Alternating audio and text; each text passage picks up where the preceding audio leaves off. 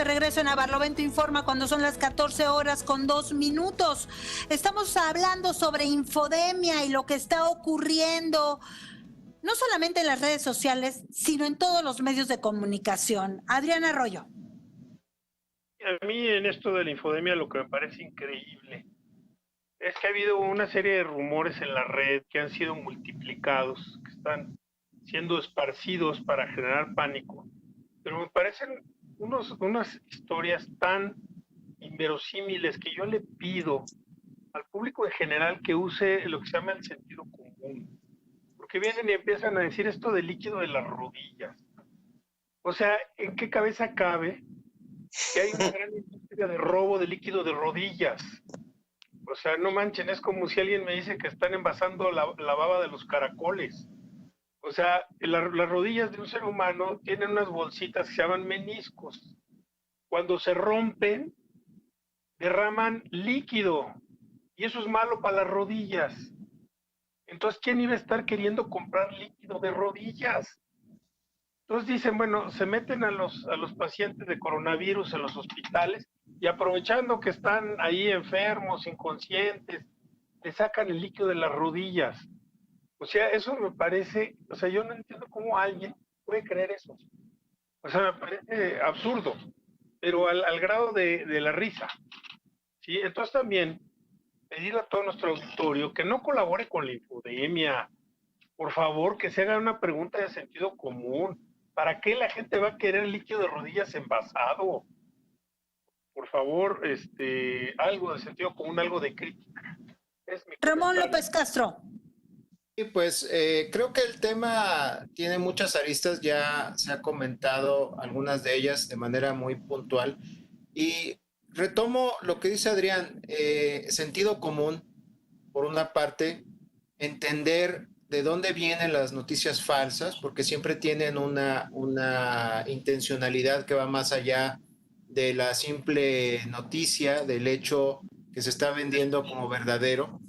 Y pues yo propongo a nuestra querida audiencia que también vean el marco legal. En México hay una libertad estricta, amplísima, perdón, de expresión, pero hay ya y el presidente de la República ha dicho claramente prohibido prohibir y que él no está a favor de establecer censura sobre los medios, pero hay que recordar que el Poder Judicial de la Federación ha establecido límites a la libertad de expresión desde el punto de vista de la jurisprudencia, es decir, de las decisiones de la Suprema Corte de Justicia.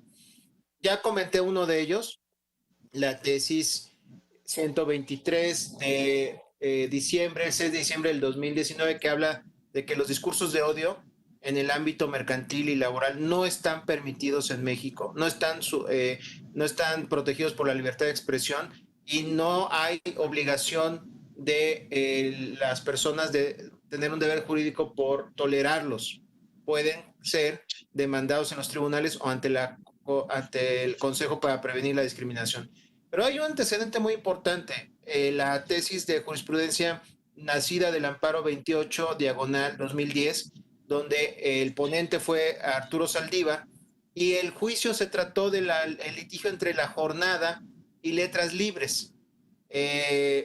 No voy a entrar a los pormenores del juicio porque nos llevaría mucho tiempo, pero la tesis fundamental de ese juicio y de esa decisión de la Corte fue la siguiente: los medios de comunicación, los periódicos en México gozan de una libertad de expresión irrestricta y muy amplia, por lo tanto tienen que ser tolerantes cuando son criticados y se les exige mantener el derecho de réplica y mantenerse dentro de los parámetros de verdad factual, y tienen que tolerar la crítica hacia ellos y deben de explicar el porqué de sus dichos como cualquier otro ciudadano, pero aún mayor, porque se tratan de medios de expresión que gozan de una gran libertad de expresión, valga la redundancia.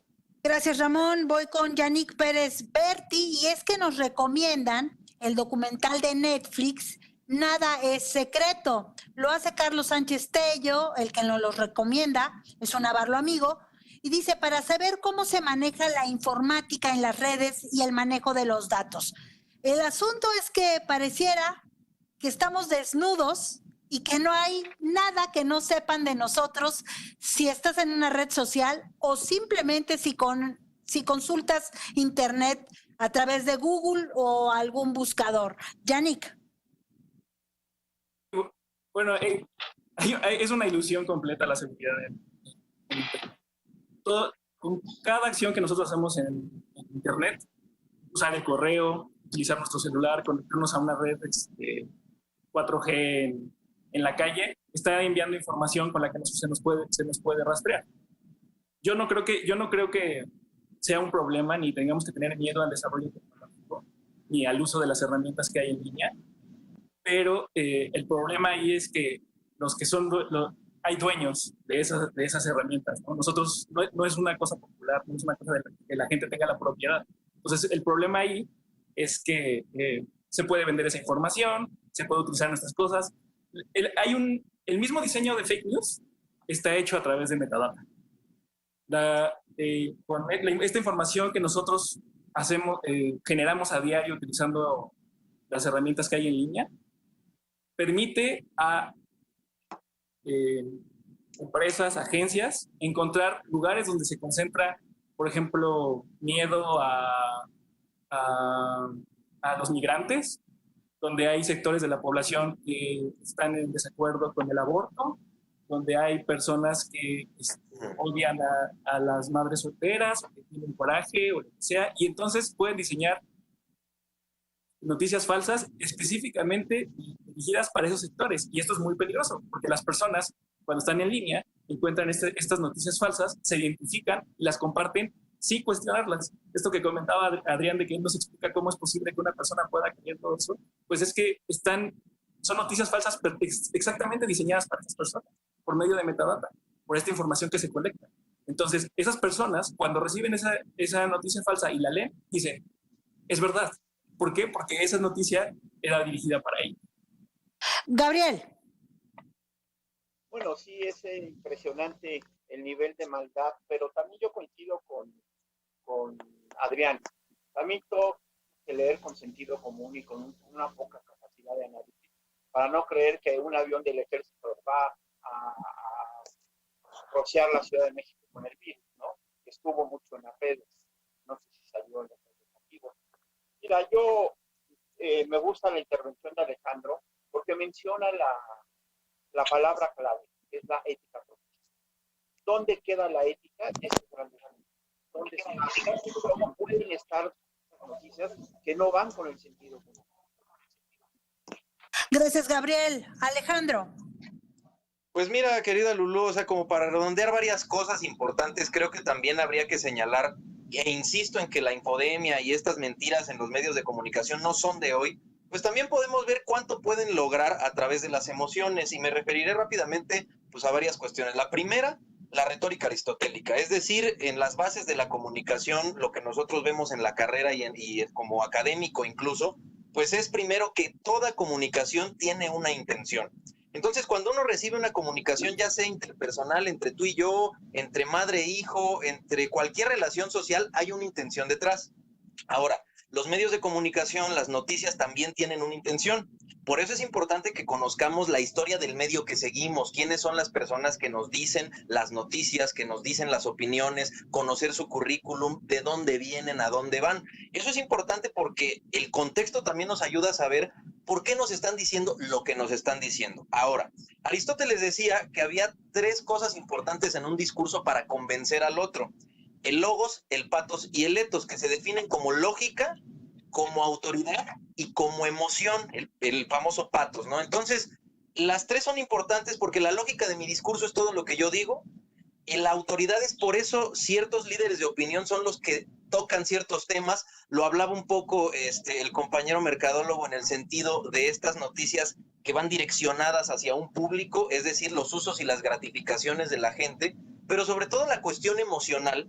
Habría que ponernos a reflexionar porque ahora hay una propaganda de la derecha incentivando un miedo ante esta pandemia. ¿Y qué se ha logrado con miedo? Bueno, pues yo pondría 2 ejemplos. El primero, que es Woodrow Wilson, y cómo lograr que la gente de los Estados Unidos, que los jóvenes de los Estados Unidos de inicios del siglo XX vayan a la guerra cuando él logró llegar a la presidencia con un discurso pacifista, cosa que es totalmente contrario, pero con el miedo del enemigo europeo, del enemigo ruso, lograron llevar a los norteamericanos a la guerra. Y peor, ¿qué se ha logrado con el miedo, con la desinformación y con la propaganda? Pues ahí tenemos que precisamente hoy celebramos 75 aniversario de la caída del fascismo en Alemania, ¿no? Es decir, Joseph Goebbels, Adolfo Hitler, la propaganda nazista fue a través de miedo y de emociones que precisamente se resumen en la retórica que rescata Aristóteles. Por eso no es nuevo, nada más que ahora yo digo, no es mi pensar, hay más propagación y hay más resonancia porque las redes son rapidísimas y las redes todos las ocupamos. Por eso creo que se acuña este término de infodemia, porque en realidad sí es una pandemia que estamos viviendo a nivel mental, a nivel informativo y que se cura fácil. Simplemente es cuestión de educar a la sociedad a utilizar esa arma que nos dieron, que son las redes sociales, para saber comunicar y saber qué nos quieren comunicar. Yo les dejaría la siguiente pregunta. Supongamos que no hay